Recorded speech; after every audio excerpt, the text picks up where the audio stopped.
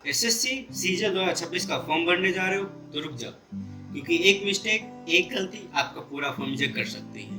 SSC ने 12,256 vacancy announce की है। सुनने में तो अच्छा लगता है ना, लेकिन जब आप जॉब नोटिफिकेशन ओपन करके देखते हो तो पता चलता है कि एसएससी ने अपनी पुरानी आदत छोड़ी नहीं है। पूरा सच खोल के रख दूंगा, एलिजिबिलिटी से लेके एग्जाम तक, तो वीडियो में पूरे एंड तक बने रहे, वरना बाद में मत कहना कि किसी ने बताया नहीं। एसएससी 2026 का नोटिफिकेशन जारी हो चुका है। 21 मई 2026 को ये रिलीज हो गया था और जैसे ही नोटिफिकेशन आया लोगों ने सोशल मीडिया पे शेयर किया, 12,000 प्लस वैकेंसी आ गई, अप्लाई करो। लेकिन किसी ने ये नहीं बताया कि अप्लाई कौन कर सकता है, क्या है अंदर में और क्या सिस्टम में नया बदलाव आया है। तो आज मैं सीधे पीडीएफ से बात करूंगा, एक एक पॉइंट को वेरीफाई करेंगे, क्लियर करेंगे, कोई और बकवास नहीं करेंगे। तो चलिए वीडियो में आगे बढ़ते हैं। सबसे पहले हम एलिजिबिलिटी की बात करते हैं। अगर ये क्लियर नहीं है तो फॉर्म भरना बेकार हो जाएगा। किसी भी स्ट्रीम से आपका ग्रेजुएशन होना कंपलसरी है। आर्ट्स, कॉमर्स, साइंस सब चलेगा, लेकिन 1 अगस्त 2026 से पहले आपके पास इसकी रिजल्ट होनी चाहिए। कुछ बच्चे ऐसे होंगे जो अपने ग्रेजुएशन के लास्ट ईयर में होंगे, तो क्या आप फॉर्म को भर सकते हैं? तो हाँ, आप एलिजिबल हैं, आप भर सकते हैं, लेकिन आपका रिजल्ट 1 अगस्त 2026 से पहले आपके हाथ में होना चाहिए। अब कुछ स्टूडेंट्स ऐसे भी होंगे जिन्होंने ओपन यूनिवर्सिटी से अपनी ग्रेजुएशन कंप्लीट की होगी या उनकी डिस्टेंस लर्निंग होगी, ऑनलाइन के थ्रू लर्निंग हुई होगी, तो क्या वो एलिजिबल है इस फॉर्म को भरने के लिए? तो हाँ, बिल्कुल आप 100% एलिजिबल है इस फॉर्म को भरने के लिए, लेकिन का जो सर्टिफिकेट है यूजीसी अप्रूव होना चाहिए। एक खास बात जो लोग मिस कर देते हैं, अगर आप जेएसयू पोस्ट के लिए फॉर्म भर रहे हैं तो आपका 60% 12th के मैथ में आना चाहिए, या आप स्टैटिक्स, आपके ग्रेजुएशन में स्टैटिक्स सब्जेक्ट होना चाहिए। ये कंडीशन सिर्फ जेएसओ के लिए है और भी पोस्ट और किसी पोस्ट के लिए नहीं है। और हम इन्वेस्टिगेटर ग्रेड 2 के लिए जो बात करते हैं तो उनका ग्रेजुएशन में statics, math, economics, data science, इनमें से कोई एक सब्जेक्ट रिक्वायर्ड है, कंपलसरी है, आपके पास ये ग्रेजुएशन में होना चाहिए अगर आप इन्वेस्टिगेटर ग्रेड 2 के लिए फॉर्म भर रहे हैं। तो आगे हम एज लिमिट पे बात करते हैं। अलग अलग पोस्ट के लिए अलग अलग एज लिमिट की क्राइटेरिया रखी गई है। आप जैसे यहाँ पे देख सकते हैं, 18-27 ईयर्स के लिए ऑडिट है, अकाउंट्स है, टैक्स के लिए जो है ऑफिसर्स हैं उनके लिए 18 से 27 वर्ष के लिए एज लिमिट रखी गई है। Assistant sections officer, CC, railway, MEA, AFHQ के जो ऑफिसर्स हैं, इनके लिए अगर आप फॉर्म भर रहे हैं तो आपकी एज लिमिट 20 से 30 साल के बीच में होनी चाहिए। और अगर आप inspector IT, sub inspector CBI, इन सब पोस्ट के लिए अगर फॉर्म भर रहे हैं तो आपकी एज लिमिट 18 से 30 साल के बीच में होनी चाहिए। अगर आप जेएसओ के लिए फॉर्म भर रहे हैं तो आपकी एज लिमिट 18 से 32 साल की होनी चाहिए। अब हम आगे बात करते हैं एज रिलैक्सेशन के बारे में, जिसके बारे में बहुत ही कम लोग बात करते हैं। यहाँ पे आप जैसे देख सकते हैं, एससी एसटी को 5 इयर्स के लिए छूट मिलेगी है, ओबीसी को 3 इयर्स के लिए है, पीडब्ल्यूबीडी को 10 से 15 साल के छूट मिलेगी है, बेस्ड ऑन कैटेगरी, आपकी कैटेगरी के बाद अलग अलग छूट वहाँ पे मिलेगी। एक सर्विसमैन को 3 इयर्स के लिए छूट मिली गई है। जो हिडन कैटेगरी मिस जो लोग कर देते हैं वो ये रहे, जो विधवाएं महिलाएं या डिवोर्स जो महिलाएं हैं वो 35 इयर्स यहाँ पे दिखाया गया। एससी एसटी वालों को 40 इयर्स है, सेंट्रल गवर्नमेंट वाले up to 40 years group C post के लिए वो एलिजिबल हैं। तो आप ये भी ध्यान में रख के अपने फॉर्म को भर सकते हैं। अगर आप इन सब क्राइटेरिया में आते हैं, आपकी एज लिमिट है, तो आप जरूर इसका यूज करें। रिलैक्सेशन टेबल ऑलमोस्ट कोई भी नहीं बताता है।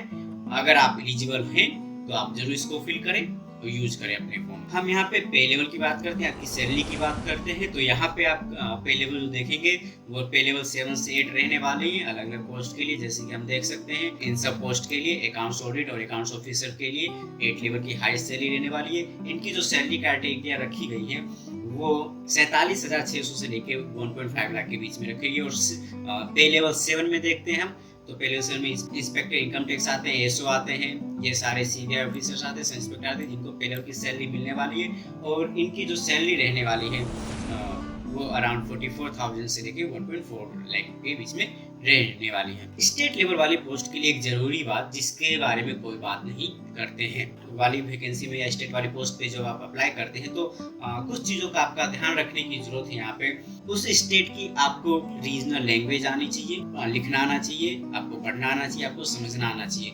ये अच्छी तरीके से आपको 10th लेवल तक की आपको ये सारी चीज़ें आनी चाहिए। ये मैंडेटरी है, बिना लैंग्वेज सर्टिफिकेट के कैंडिडेट का फॉर्म रिजेक्ट भी कर दिया जा सकता है। तो इस बात का आप ध्यान रखेंगे स्टेट लेवल की पोस्ट फिल करते समय। पे लेवल 6 में ये सारी पोस्टें रहने वाली हैं और पे लेवल 5 में ये सारी पोस्टें रहने वाली हैं और पे लेवल 4 में ये सारी पोस्टें रहने वाली हैं और इनकी आप इनकी सैलरी देख सकते हैं कि इस अकॉर्डिंग यहाँ पे इनकी सैलरी रहने वाली है। अब बात करते हैं हम यहाँ चेंज नंबर 1 के बारे में।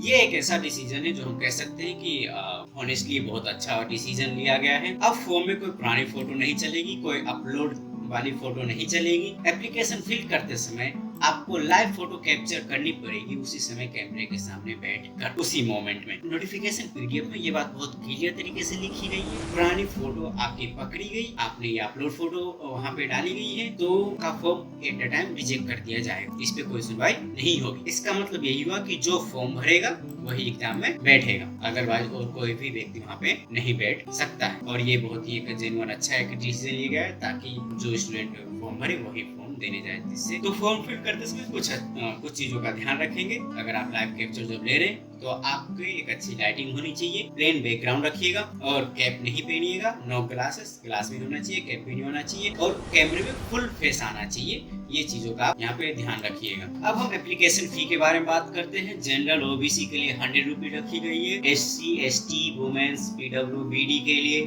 यहाँ पे और एक्स सर्विसेज के लिए फी निःशुल्क रखी गई है। अब हम कुछ इंपॉर्टेंट डेट के बारे में हम जान लेते हैं। जैसे कि आप जानते हैं कि किस मई से इसकी फॉर्म स्टार्ट हो गई है और आप 22 जून 2026 तक रात के 11 तक इस फॉर्म को भर सकते हैं। ये डेडलाइन रखी गई है। फी सबमिट की लास्ट डेट रखी गई है वो 23 जून 2026 रखी गई है। और यहाँ पे हम करेक्शन विंडो की बात करते हैं, 29 जून से लेकर के 1 जुलाई के बीच में ओपन रखी जाएगी। अगर हम एग्जाम डेट की बात करते हैं तो टीयर 1 का एग्जाम होगा वो अगस्त से सितंबर के बीच में होगा और टीयर 2 का एग्जाम दिसंबर 2026 में होगा। फॉर्म में गलती हो गई है, अरे टेंशन वाली बात नहीं है, SSC है ना, करेक्शन विंडो तो ओपन करेगा ही, लेकिन यहाँ पे कुछ शर्तों के साथ ओपन करेगा। पैसा दो उसको। आपने फर्स्ट करेक्शन के लिए आपकी कोई गलती हुई, माइनर गलती हुई, आपको एक करेक्शन करवाना है तो यहाँ पे जो पहला विंडो ओपन होने वाला है वो देखते हैं, वहाँ पे आपको 200 फी देनी पड़ेगी। अगर आपकी कोई और गलती भी रह गई है, आपको दोबारा सही कराना है तो आपको 500 देना पड़ेगा। No option of third chance, कोई तीसरा चांस नहीं मिलेगा आपको। पूरी तरह से फॉर्म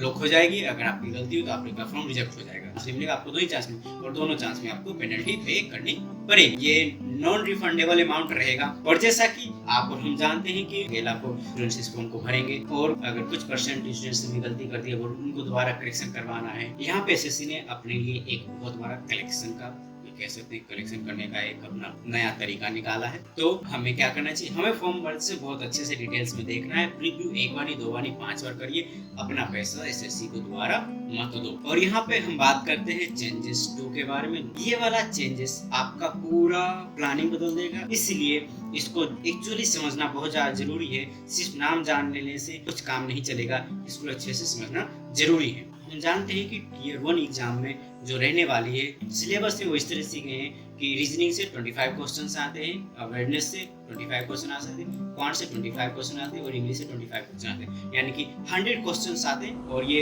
पर क्वेश्चन 2 मार्क्स के होते हैं। तो हमें 200 का ये टोटल मार्क्स होता है और हर एक के लिए हमें 50 मिनट्स की टाइम लिमिट दी गई है और इसमें 0.50 की नेगेटिव मार्किंग भी रखी गई है। अब इसमें हम जो बात करते हैं, जो कि मेन बदलाव ये है कि अगर आपकी कोई प्लानिंग होगी कि आप पहले मैथ के क्वेश्चन सोल्व करेंगे, पहले इंग्लिश के सोल्व करेंगे, तो ऐसा नहीं कर सकते। आपके सामने जो पोर्टल पहले ओपन होगा, मान लीजिए रीजनिंग का ओपन होता है तो आप पहले रीजनिंग को ही सोल्व करेंगे, तभी आप दूसरे पोर्टल पे जा सकते हैं। तो बस 15 मिनट का टाइमर ही मिलेगा, वो ऑटोमेटिकली लॉक हो जाएगा और दूसरा पोर्टल खुलेगा। यानी कि मान लेते हैं रीजनिंग में आपको ज्यादा टाइम लग गया या इंग्लिश में आपको ज्यादा टाइम लग गया, तो 15 मिनट से ज्यादा जैसे ही होगा, 15 मिनट जैसी इसकी टाइमिंग होगी, ये ऑटोमेटिकली लॉक हो जाएगा, इसको दोबारा ओपन नहीं कर सकते हैं। तो इस चीज का ध्यान रखना है। हर एक सेक्शन पे अच्छे तरीके से अपने टाइमिंग को देना है ताकि आप सही टाइम पे हर एक क्वेश्चन को सोल्व कर पाए और उस टाइम लिमिट के अंदर में ही। हम टीयर 2 की बात करते हैं। टीयर 2 एग्जाम के लिए जिसमें पेपर 1 में हम देखते हैं कि पेपर 1 के जो सेशन हैं वो 2 सेशन रहते हैं और इसमें जो सेक्शंस होते हैं वो 4 सेक्शंस होते हैं। मैथ रीजनिंग का एक सेक्शन होता है, दूसरा इंग्लिश जीके का होता है, तीसरा सेक्शन कंप्यूटर नॉलेज का होता है और चौथा section data entry typing test का होता है। तो यहाँ पे हम जो देख रहे हैं कि आपको मैथ और रीजनिंग के लिए 1 आवर्स मिलेगा, इसमें भी आपको 30 मिनट्स ईच मिलेंगे वही इंग्लिश और जीके के लिए 1 आवर्स आपको मिल रहे हैं, जहाँ पे 40 और 20 का यहाँ पे डिवाइडेड है। और सेक्शन 3 में हम जो देखते हैं कि 15 मिनट्स का है और सेक्शन 4 में भी 15 मिनट्स का है। अब ये बात सुनो बड़े ध्यान से, क्योंकि नोटिफिकेशन में क्लियरली वर्ड टू वर्ड ये लिखा हुआ है, it will be mandatory for the candidates to qualify all the sections of paper 1 separately। मतलब एक ही सेक्शंस में फेल तो रिजल्ट खत्म, चाहे बाकी सेक्शंस में आपने टॉप क्यों न किया हो, लेकिन अगर आप एक सेक्शन में अगर फेल होते हैं तो आपका सारा रिजल्ट खत्म हो जाएगा, आप फेल पूरी तरीके से। और टीयर 2 के पेपर 1 में जो नेगेटिव मार्किंग है वो सेक्शन 1, 2 और 3 के लिए 1 मार्क पर रॉन्ग आंसर रखा गया है। अब थोड़ा सा हम बात कर लेते हैं टीयर 2 के पेपर 2 के बारे में। पेपर 2 जो है वो हर किसी को नहीं देना है, सिर्फ जो जेएसओ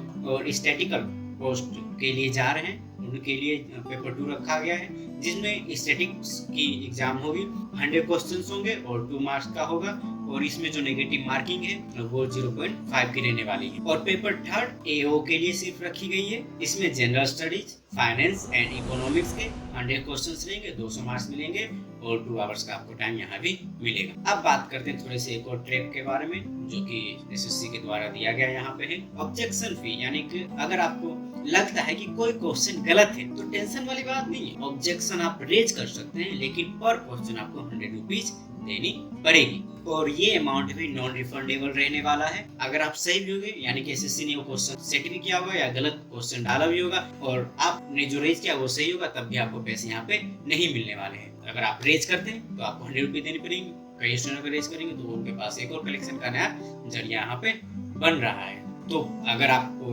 लगता है, आप पूरी तरह से कॉन्फिडेंस है कि ये क्वेश्चन गलत है, तभी आप जाके उसको रेज करें, वरना अपना पैसा भी एसएससी को दोबारा। तो ये थी थोड़ी सी डिटेल्स जानकारी। और आप जानते हैं कि एसएससी का सिस्टम यही चलता है, तो हमें बैठे रहने से कुछ नहीं होने वाला है। पहला स्टेप आपका ये रहेगा, जाओ और ssc.gov.in पे जाओ और अपना OTR फिल करो, 1 टाइम रजिस्ट्रेशन कंप्लीट करो, उसके बाद फॉर्म कंप्लीट करो, जो कि लास्ट डेट 22 जून रखी गई है। इस डेट का बिल्कुल वेट नहीं करना, क्योंकि लास्ट के डे में एसएससी का सर्वर का क्या हाल रहेगा आपको और हमको अच्छे से पता है, पूरे देश में फेस्टिवल चलेगा। स्टेप 2 जो आपकी ये रहने वाली है कि अच्छे से प्रैक्टिस करिए, 50 मिनट जो लॉक लगने वाले, 15 मिनट में आपकी जो टीयर 1 एग्जाम में ऑटोमेटिकली लॉक लगेगी, तो आप सोल्व करें, अपनी प्रैक्टिस को इस तरह से बनाएं कि आपका 15 मिनट में ही वो सेक्शन सोल्व हो।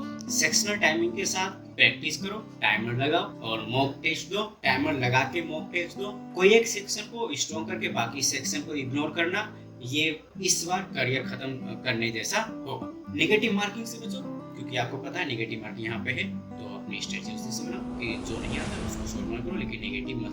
तो ये था बिल्कुल 100% नोटिफिकेशन से पूरी तरह से जानकारी, एलिजिबिलिटी से लेकर के एग्जाम तक करके बिल्कुल सीधा आपके सामने रखा गया है, कोई बकवास नहीं है इसके पीछे, बिल्कुल 100% सच ये बात है। अगर ये वीडियो आपको हेल्पफुल लगी है तो हमारे चैनल को लाइक करें, सब्सक्राइब करें और उन लोगों के साथ शेयर करें जो इस ट्रैप में फंसने जा रहे हैं, उनको थोड़ा सा इसके बारे में अवेयर करें। हमारे व्हाट्सएप चैनल को फॉलो करना ना भूलें, क्योंकि वहाँ पे हम अपने लेटेस्ट नोटिफिकेशन प्रोवाइड कराते हैं। आप वहाँ पे एक बार जाके चेक कर सकते हैं, आपको सही लगे तो उसको भी फॉलो कर सकते हैं। आप जाओ, फॉर्म भरो, टाइम वेस्ट मत करो। बाय, टेक केयर, जय हिंद।